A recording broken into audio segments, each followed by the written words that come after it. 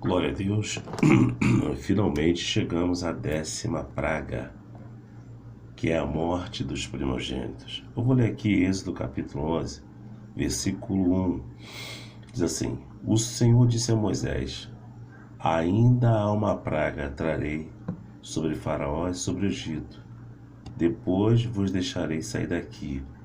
E quando vos deixar ir totalmente, toda a pressa lançará daqui.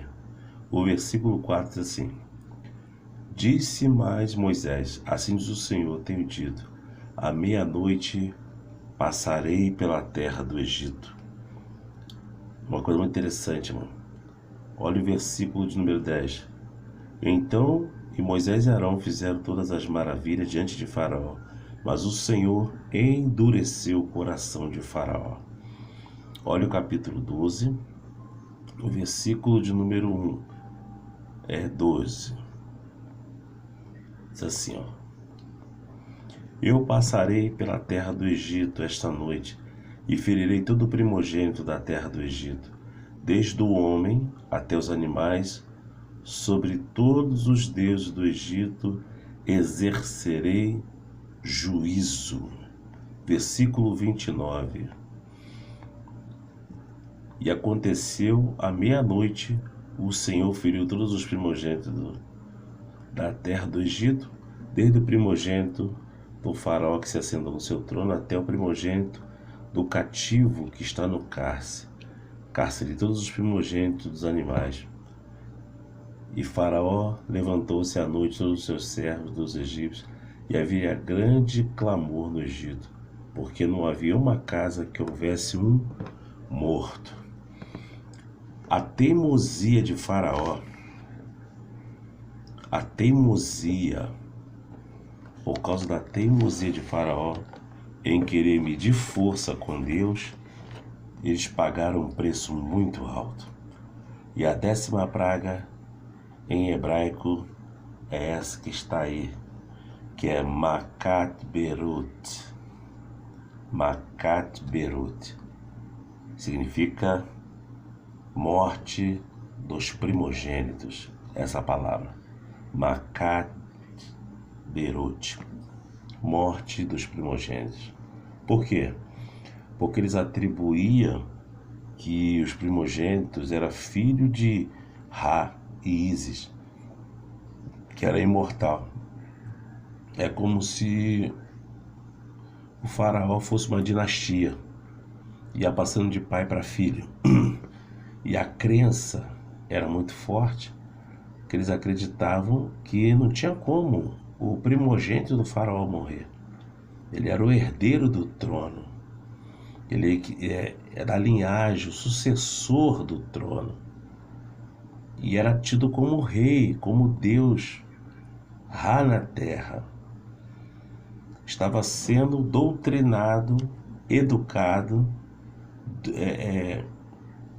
estava sendo orientado em toda a cultura egípcia.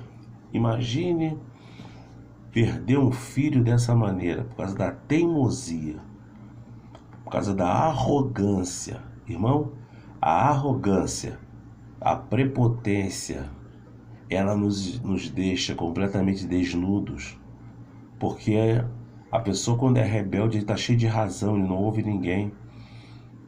A rebeldia, o orgulho atrapalha muita gente. A Bíblia diz que Deus resiste ao soberbo. Ele resiste. O soberbo não tem vez com Deus. Não adianta. A pessoa pode tentar fazer o que for, mas se ele for rebelde, ele não consegue absolutamente nada. E foi justamente isso que aconteceu com o faraó. Pela teimosia, pela desobediência, pela arrogância, pela jactância, pela rebeldia, ele acabou pagando um preço muito alto.